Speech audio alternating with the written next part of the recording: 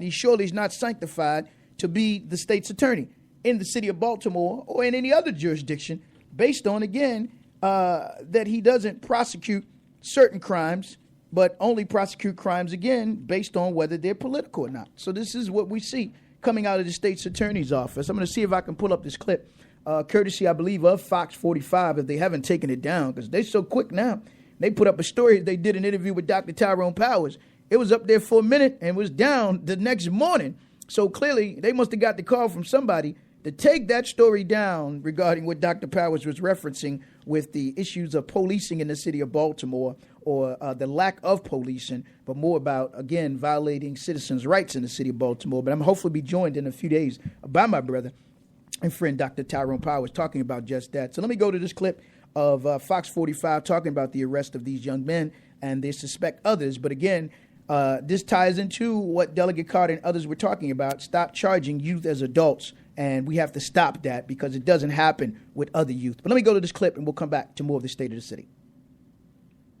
Let me see if we can pull this up and give it to you, and then we'll come back in and get into more of the state of the city. So listen to this message, and we'll be right back with more of the state of the city, so we can get this. If they haven't taken it down, as I said before, they're so quick to take it down that most of the information and stories right now that they should be reporting on, they're taken down before you get a chance to even post them or get an opportunity to go back and review them. But this is a story regarding, again, 4 youth that's been arrested in an attack that took place in Little Italy. I believe it was on Sunday night. So again, as I said before, you see the quick response from the Baltimore City Police Department and a quick response from the state's attorney's office.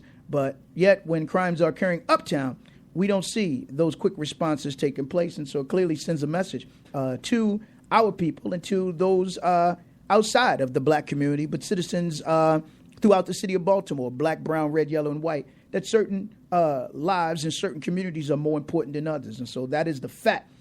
Based on their acts. So some of you may say, Brother Muhammad, you playing the race card. No, I'm not playing the race card. I'm playing the space card, the trace card, and the facial card regarding what is going on. And I'm not an elected official. So the one you should be asking that question to is, of course, Attorney Greg Bernstein regarding his lack of prosecutions when we see these types of crimes occurring. So we're trying to see if we can get this clip for you. If not, we'll come back in and give it to you at a later time on the show. But I was trying to give it to you. But again, as I said before, Fox 45, the last couple of days I've noticed, as I said before, that as soon as they post a story, then they're quick to take these stories down. So you don't have an opportunity, I think, to view these stories in their entirety and make a proper analysis, as I saw, again, as I said the other day, which was done on Dr. Tyrone Powers and his news story that he was talking about the issue of policing in the city of Baltimore and this crackerjack police and the stop and frisk, the illegal arrest that is still going on, the zero tolerance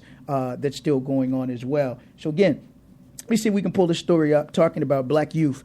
4 charged as adults in Little Italy. So as I said before, we have to stop this in terms of youth being charged as adults, and not that we're condoning their behavior. As I said before, let me make that clear for some of you that may be listening. Say, Brother Muhammad, you condoning our youth going out and committing crimes. No, I'm not condoning anyone going out and committing a crime. But what I am condemning, of course, is when you're charging youth as adults, and most of the time, and the majority of the time, from all the statistics, as I've talked to those at DJS, usually black youth that are being charged, again, as adults, and others are usually given a slap on the wrist, given an opportunity to go through rehabilitation of their lives, and because they may see them as being the next elected official, the next doctor. So why not look at these young people as the same way? They could be the next Dr. Ben Carson. They could be the next Rock Dutton, Charles Dutton, or the next Munir Baha. You know what I mean? That may be leading a 300-man march, as he talked about.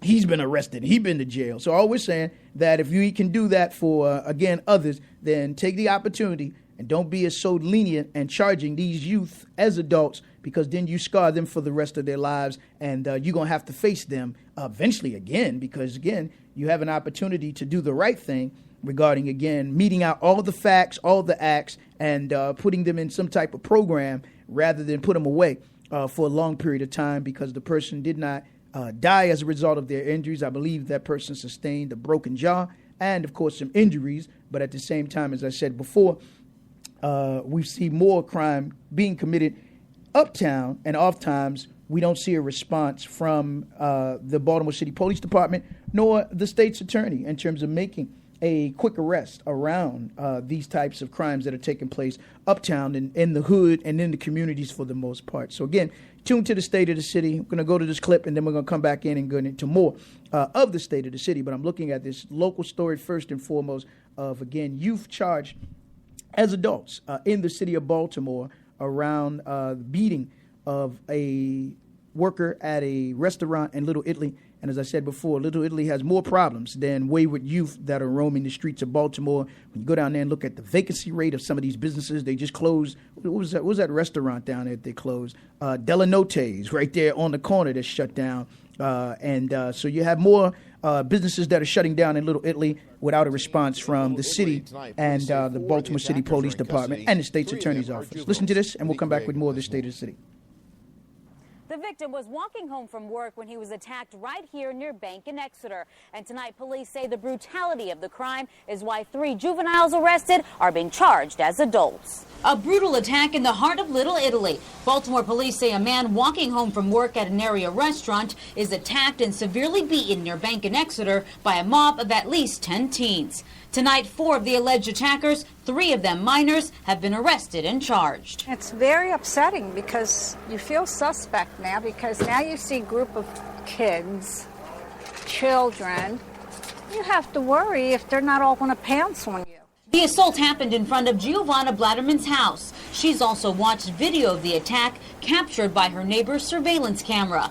And while the suspects took the man's phone, Blatterman says that's not what they were after. They beat this boy. He got up, he ran, they beat him, and got up, he ran, they beat him, got up, he ran, they beat him. The suspects range in age from 16 to 19, but police say the brutality of the crime means the minors aren't being charged lightly. The fact that they broke this gentleman's jaw, the decision was made and they are going to be charged as adults. Blatterman and other neighbors believe the same mob has robbed other residents, and they're now banding together to protect their neighborhood. I don't want to have to feel like at any given moment that I can't walk out of my house. Police are continuing to follow leads and say more arrests could come. Reporting from Little Italy, Monique Riego, WJZ Eyewitness News. The suspects are facing several charges, including robbery and assault. Welcome back. Welcome back. You listening to the state of the city. Well, you heard the language that was used, mobs. So again, you have those that will be coming in town next month for the Grand Prix, which are the real flash mobs and cash mobs, but they'll never be referred to as mobs. They would never call Michael Beatty, the owners of H&S Bakery, John Patarakis, who was part of the mob and the mobsters. They'll never call Mark Saperstein and his father. What's his father's first name? Gilbert Saperstein. They'll never refer to them as the mob. And they have been part of the mob. In fact, Gilbert Saperstein is called the Jewish godfather of Baltimore. Or just the 2 white gentlemen the other day that went to court for beating up a fan at the Oreo game. I think there were about 3 of them that beat him. But they never called them mobs.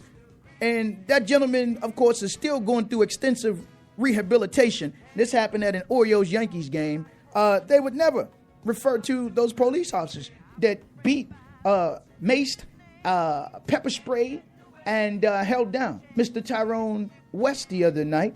They would never refer to them as mobs, but yet when it's black youth, your children are mobs. So listen to how they have to first demonize you before they come for whatever types of military actions or paramilitary actions that they want to use on your youth, man. So again, we'll have to ask the question, where are those who are working with youth to say, stop your policies of trying to condemn these youth, because in condemning these youth, you will condemn all black youth when you refer to them as mobs. And of course, we still are in the height of the summer. The dog days of August are coming up. And how will your young people be treated as they make their way through the cities of Baltimore and make their way through downtown after an incident such as this one? So again, you would think that the news media would be a little more cautious and a little better in their use of their words. But to hear them using that language towards your youth, then again, all of them are considered mobs, as you heard her say on Channel 13. But it wasn't just Channel 13. All of the other ones have used that type of language toward youth downtown. As I said before,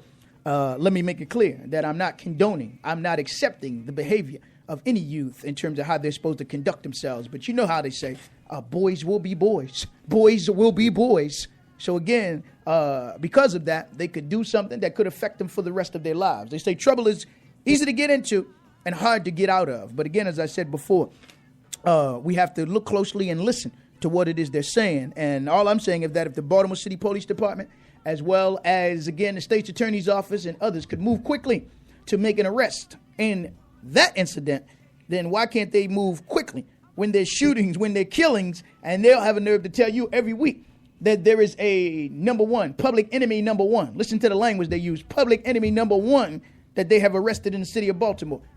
But yet we have a police department with less than a 30% closure rate on homicides, not just this year, but we're talking about last year, the year before that, year before that, year before that, decade before that. So how in the world can you talk about public enemy number one with all of these cases, some high profile, some low profile, some on the radar screen, some below the radar screen, some on the gaydar screen, because you had members of the gay community that's been killed, like the two the other day in Mount Vernon, and to my knowledge, they still haven't made an arrest. You know, the ones in the fire, after they were killed, the house or the building was set on fire. And there hasn't been an arrest in that case. If you notice, you haven't heard nothing from the LGBT community about that. You notice how silent they've been? Must have been a black one and a brown one, maybe. Must have been a black one and a Hispanic one. Must have been a black one and maybe an Arabian one. Because if they was white, I'm sure that Hispanic community, I'm sure the LGBT community would be in a uproar. But yet they've been real silent over the last couple of days about what happened down there in that building. And you haven't seen no video cameras released. And this is all I'm saying, man. It's done in our neighborhoods. When someone is killed, we can't get no full cooperation from the police department. And they got cameras wired all throughout this city. And we hear about shootings. We hear about, again, killings. We hear about homicides. And then we say, well, you got any video footage? You got a description of a suspect? You don't even hear a description of a suspect. So isn't that kind of strange when you see these kind of things going on and we can't get any information coming from, again, as I said before, the Baltimore City Police Department or the state's attorney who sits on gobs of money in terms of his budget. He don't even tell you about money that he has to help you to bury your loved ones that he's sitting on. And then when the funeral directors will do a burial thinking that they're going to get reimbursed immediately, they got to jump through hoops or wait at least a year before they can be reimbursed. So we have to have legislation to speed up that process. In D.C., if you do a funeral and the person doesn't have an insurance, as our brother Carlton Douglas talk about, better get you some insurance.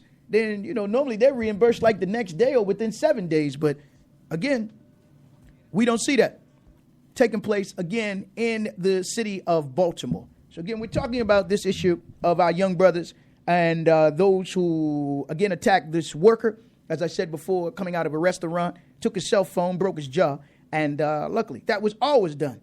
But as I said before, we can't have one standard uptown and another standard downtown. If they're talking about they want cooperation from the citizens, and when citizens came forward to show them what happened to Mr. West in terms of being beaten up there on Kitmore Avenue, well, we couldn't get cooperation from Baltimore City police officers. When we came forward to talk about what we saw with Officer William Torbett, who was killed, he was a 9-year veteran of the Baltimore City Police Department.